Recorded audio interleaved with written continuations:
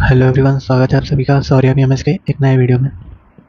जैसा कि पिछले वीडियो में आप लोगों ने देखा था कि हम लोग ने बीएमएस सेकंड प्रॉप के रोग निदान एवं विकृति विज्ञान के पेपर 2 स्टार्ट किए हैं। ठीक है, उसका लेक्चर सीरीज शुरू किए थे जिसमें हम लोग ने आपका प्रथम खंड, ठीक है, जिसमें आपका था प्राण व स्रोतस की व्याधियाँ, ठीक है, जिसमें प्रमुख 6 व्याधियाँ हम लोग देख चुके हैं। ठीक है, आज हम लोग इसी में कंटिन्यूएशन में आज के इस वीडियो में हम लोग इसी का द्वितीय खंड देखेंगे जिसमें आपका वर्णित है उदक व स्रोतस की व्याधियाँ। ठीक है, चलिए आइए शुरू करते हैं।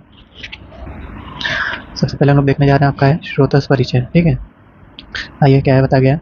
उदक व स्रोतस का मूल तालु व क्लोम है। ठीक है, उदक व स्रोतस का मूल क्या बताया गया है आपका तालु और क्लोम। ठीक है, आचार्य चरक मतानुसार उदक व स्रोतस के दुष्ट होने के पर जीवा, तालु, ओष्ठ, कंठ, क्लोम, शोष तथा अति प्रवृत्त पिपासा उत्पन्न होती है। ठीक है, कहने का तात्पर्य है कि उदक व स्रोतस का मूल क्या है, तालु और क्लोम है। ठीक है, और आचार्य चरक के मत से उदक व स्रोतस में दृष्टि या दुष्टि होने से, ठीक है, विकृति होने पे जीवा, तालु, ओष्ठ, कंठ, क्लोम में क्या उत्पन्न होता है आपका शोष उत्पन्न होता है। ठीक है, और क्या होता है अति प्रवृत्त पिपासा, ठीक है, उत्पन्न होने लगती है। ठीक है, नेक्स्ट आगे देखते हैं इसी में। आचार्य सुश्रुत मतानुसार उदक व स्रोतस की दुष्टि से पिपासा तथा सदोमरण हो सकता है। ठीक है, तो आचार्य सुश्रुत के अनुसार भी क्या है इसका, उदक व स्रोतस की दृष्टि से पिपासा, ठीक है, या तृष्णा जिसको बोल सकते हैं, या प्यास, ठीक है, तथा सदोमरण, ठीक है, तत्काल मृत्यु भी हो सकती है। ठीक है, नेक्स्ट आपका इसी में उदक व स्रोतस की दृष्टि के हेतु। ठीक है, जो उदक व स्रोतस की दृष्टि होती है उसके हेतु क्या है, उसके कारण क्या है। क्या बताया गया है, आचार्य चरक ने आम दोष, उष्ण आहार विहार, भय, मदपान, शुष्कान सेवन तथा तृष्णा के वेग के धारण करने पर उदक व स्रोतस की दृष्टि के हेतु बताए। ठीक है, तो ये सारे क्या आपके हैं उदक व स्रोतस के दृष्टि के हेतु। ठीक है, आगे इसमें मानव शरीर में सर्वाधिक 10 अंजलि मात्रा उदक की है। ठीक है, उदक का कार्य क्लेदन बताया गया है। उदक मूत्र व स्रोतस से निकलने पर मूत्र तथा श्वेत व स्रोतस से निकलने पर श्वेत संज्ञा से जाना जाता है। अतः उदक व स्रोतस का संबंध मूत्र तथा श्वेत की प्रवृत्ति विकृति से भी है। ठीक है, आगे इसी में रस, रक्त, लसिका, श्वेत व मूत्र इन सभी का प्रमुख घटक उदक ही है। तृष्णा रोग में उदक क्षय तथा जलोदर में उदर प्रदेश में त्वक महासंतर में जल का संचय हो जाता है। ठीक है, नेक्स्ट आगे क्या इसी में आपका है उदक व स्रोतस दुष्टिजन्य व्याधियाँ। ठीक है, उदक व स्रोतस की व्याधियाँ कौन कौन सी देखनी है हम लोग को। सबसे पहला आपका तृष्णा, दूसरा आपका अतिसार, फिर आपका है प्रवाहिका, फिर फोर्थ आपका विसूचिका, ठीक है, फिर है फिफ्थ जलोदर और सिक्स आपका दाह। ठीक है, विद दिस ये हम लोग शुरू करने जा रहे हैं आपका जो उदक व स्रोतस की सर्वप्रथम पहली है व्याधि जो कि आपका है तृष्णा। ठीक है, चलिए आइए देखते हैं। तृष्णा रोग जिसको मॉडर्न में हम लोग बोल सकते हैं पॉलीडिप्सिया। ठीक है, आइए देखते हैं इसका सर्वप्रथम व्याधि परिचय क्या बताया गया। पिपासा स्वाभाविक वेग है। ठीक है, पिपासा क्या होता है आपका स्वाभाविक वेग होता है। ठीक है, अतः उसे रोग संज्ञा नहीं दी जा सकती, अतः उससे क्या होगी इसको वेग रोग संज्ञा नहीं दी जा सकती। स्वाभाविक रूप से उत्पन्न पिपासा को ही तृष्णा व्याधि से संबोधित किया जाता है। ठीक है, अस्वाभाविक क्या बताया गया, अस्वाभाविक रूप से उत्पन्न पिपासा को क्या कहते हैं तृष्णा व्याधि से संबोधित किया गया है। ठीक है, नेक्स्ट है तृष्णा कई व्याधियों के लक्षण के रूप में तथा कभी कभी स्वतंत्र व्याधि के रूप में भी पाई जाती है। ठीक है, तृष्णा क्या है कई व्याधियों के लक्षण के रूप में तथा कभी कभी स्वतंत्र व्याधि के रूप में भी पाई जाती है। तृष्णा रोग तथा पित्त दोष की दुष्टि जनित मानी गई है क्योंकि वात का शोषण या वात का सुख जनित गुण तथा पित्त का अग्नि प्रधान गुण होने से यह दोष तृष्णा की उत्पत्ति में सहायक है। क्या बोला गया, वात का शोषण गुण होने से, ठीक है, तथा पित्त के अग्नि प्रधान गुण होने से यह दोष क्या होता है तृष्णा की उत्पत्ति में सहायक होते हैं। कुछ व्याधियों में तृष्णा लक्षण या उपद्रव के रूप में प्रकट होती है तथा रसज्वर, रक्तज्वर, मासज्वर, मेदज्वर, पित्तोदर, प्लियोदर, बदोदर, जलोदर, विसूचिका, वातिकृमि, उदारवरत, हृदय रोग, पैतिकास आदि। ठीक है, ये सारे क्या आपके हैं, इन सारे रूप में आपका क्या है या तो तृष्णा लक्षण या उपद्रव के रूप में प्रकट होती है। ठीक है, नेक्स्ट आगे देखते हैं आपका इसी में है निरुक्ति तथा उत्पत्ति। ठीक है, तृष्णा रोग। तृष्णा शब्द त्रिश धातु से निर्मित है जिसका अर्थ है लोभ या आकांक्षा। ठीक है, इसकी परिभाषा क्या बताई गई है, अस्वाभाविक रूप से उत्पन्न पिपासा जब बार बार जल ग्रहण करने पर भी तृप्ति न हो तथा बार बार जल की आकांक्षा बनी रहे उसे क्या कहते हैं तृष्णा रोग कहते हैं। ठीक है, नेक्स्ट आपके तृष्णा रोग से प्रमुख संदर्भ ग्रंथ कौन कौन से हैं आपके, चरक संहिता सूत्र स्थान के अध्याय 19 में आपको तृष्णा रोग के बारे में वर्णन देखने को मिलता है। चरक संहिता के चिकित्सा स्थान के अध्याय 22 में देखने को मिलता है। सुश्रुत संहिता के उत्तर तंत्र अध्याय 47 में देखने को मिलता है। अष्टांग हृदय निदान स्थान के अध्याय 5 में देखने को मिलता है। अष्टांग संग्रह के निदान स्थान अध्याय 6 में देखने को मिलता है। माधव निदान तृष्णा निदानम जो कि अध्याय 16 में आपको देखने को मिलता है। ठीक है, चलिए आगे बढ़ते हैं। सो अभी इसी में हम लोग देखेंगे आपके तृष्णा रोग के निदान। सर्वप्रथम आपका है शारीरिक निदान। ठीक है, तो 2 भागों में बांटा गया, शारीरिक और मानसिक निदान। ठीक है, सो सर्वप्रथम हम लोग देख लेते हैं आपका शारीरिक निदान या शारीरिक कारण कौन कौन से हैं। अत्याधिक मद्यपान, अत्याधिक क्षार, अम्ल, लवण, कटु रस का सेवन, धातु क्षय होना, उष्ण, रुक्ष तथा शुष्कान का अतिसेवन। ठीक है, सूखे अन्न का अतिसेवन, वमन, विरेचन आदि संशोधन कर्मों का अतियोग, अतिलंघन, मधुमेह, रक्तस्राव, तीव्र ज्वर, तीव्र चर्बी, विसूचिका, अतिसार, जलोदर आदि रोगों के कारण है। ठीक है, तो ये सारे क्या आपके हो गए तृष्णा रोग के शारीरिक निदान। ठीक है, आइए मानसिक निदान देख लेते हैं क्या बताया गया। मानसिक शोक, भय, श्रम, शोक, क्रोध आदि मानसिक भाव। ठीक है, इन सबसे क्या आपका है, ये सारे आपके तृष्णा रोग के मानसिक निदान। ठीक है, नेक्स्ट इसी में आपका है एक और कैटेगरी बनाया जो कि आपका है आगंतुज निदान। ठीक है, क्या बोला गया है, सूर्य संताप तृष्णा रोग की उत्पत्ति में प्रमुख आगंतुज निदान है। ठीक है, सूर्य संताप क्या धूप भी क्या है तृष्णा रोग की उत्पत्ति में प्रमुख आगंतुज निदान है। ठीक है, आगे इसी में देखते हैं इसकी संप्राप्ति। सामान्य संप्राप्ति क्या है तृष्णा रोग की, क्या बताया गया है, अति निदान सेवन से पित्त तथा वात प्रकोपित होकर शरीर की सौम्य या जल प्रदान धातुओं का शोषण कर देते हैं। ठीक है, तत्पश्चात जीवामूल, गला, तालु तथा क्लोम स्थित रसवाहिनी नलिकाओं को शोषित कर तृष्णा रोग की क्या हो जाती है उत्पत्ति करते हैं। ठीक है, भयंकर व्याधि से कृषित व्यक्ति में तृष्णा अधिक पाया जाता है।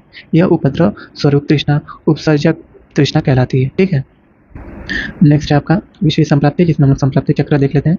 क्या बोला गया है, निदान का अतिसेवन करने से क्या हो जाएगा आपका वात पित्त दोष प्रकोप हो जाएगा, जो क्या होगा प्रकोपित दोषों का ऊर्ध्वगमन होने लगेगा और जो तालु क्लोम का शोष करेगा या उसको सुखा देगा।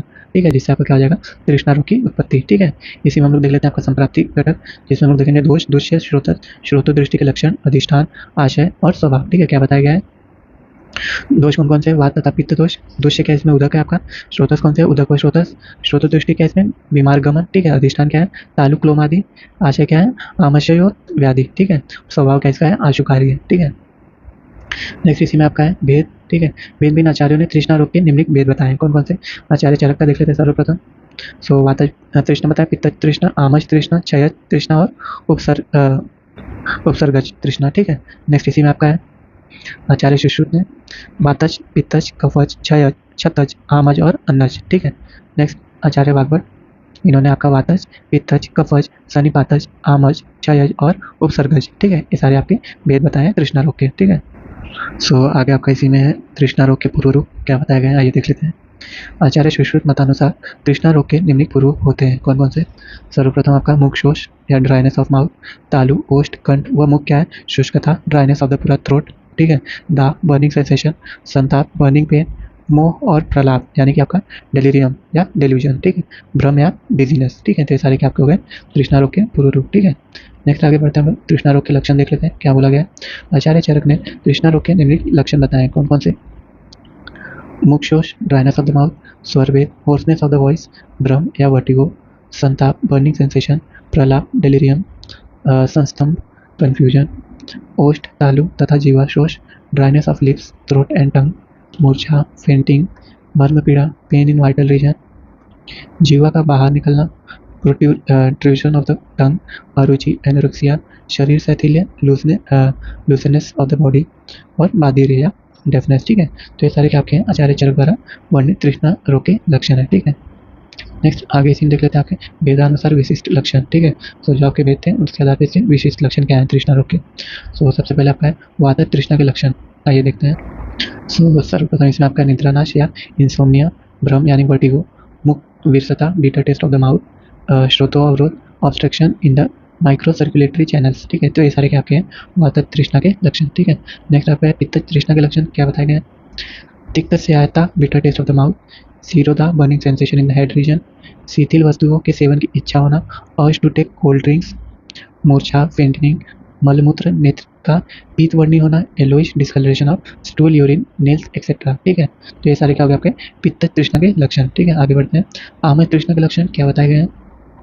अरुचि, एनोरेक्सिया, उदर में मध्यमान, फ्लटूनेंस, कफ प्रेशर, एक्सेसिव सलाइवेशन, रिक्त स्थूल, पेन इन हार्ट रीजन, निष्ठीवन, स्पूटम, एक्सपेक्टोरेशन। ठीक है, तो ये सारे क्या हो गए आपके आमज तृष्णा के लक्षण। ठीक है, आगे इसी में आपका है क्षयज या सन्निपातक तृष्णा के लक्षण क्या बताए गए हैं। दीन स्वर, फीबल वॉइस, तम प्रवेश, darkness in front of the eyes, हृदय, गला तथा तालुशोष, dryness in the throat and chest region, रस क्षय के लक्षणों का प्रकट होना। ठीक है, ये सारे आपके हो गए क्षयज या सन्निपातक तृष्णा के लक्षण। ठीक है, आगे बढ़ते हैं। सो नेक्स्ट आपका है उपसर्गज तृष्णा के लक्षण क्या बताए गए हैं।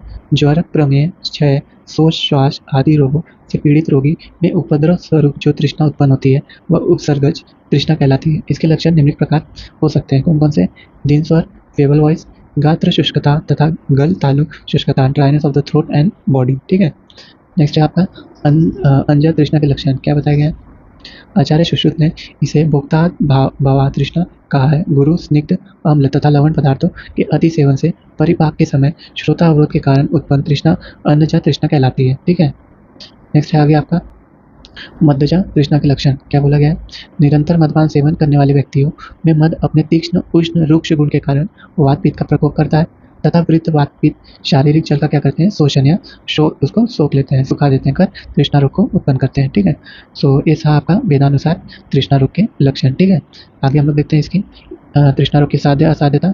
तो असाध्य के लक्षण क्या क्या है आपके, ये सारे लक्षण आपको दिखेंगे। तो क्या रहेगा आपका तृष्णा रोग असाध्य, निरंतर वमन होना। ठीक है, तृष्णा का वेग अति प्रबल होना। ठीक है, समस्त उपद्रव से युक्त तृष्णा, बाधिर्य और जीवा का वही निर्गमन। ठीक है, ये सारे क्या आपके हैं असाध्य लक्षण है तृष्णा रोग के। ठीक है, सो विद दिस आपका उदक व श्रोतस में सबसे पहली व्याधि जो कि आपकी थी तृष्णा रोग। ठीक है, वो लोग ने देख लिया है। ठीक है, अगर आपको कोई भी डाउट हो या कोई भी क्वेरी हो तो आप कमेंट सेक्शन में कर सकते हैं। ठीक है, और वीडियो को अपने फ्रेंड्स लोग के साथ भी शेयर कर लीजिए, अपने क्लासमेट के साथ, ताकि और सबको हेल्प हो सके। ठीक है, सो वीडियो को लाइक करिए, शेयर करिए और चैनल को सब्सक्राइब करिए। ठीक है, और ऐसे ही बने रहिए ताकि हम और आपको बीएमएस से रिलेटेड लेक्चर्स और इन्फॉर्मेशन आज सीरीज आपके साथ शेयर कर सकें। ठीक है, सो मिलते हैं आपसे नए वीडियो में। तब तक keep watching Shaurya BMS and keep subscribing.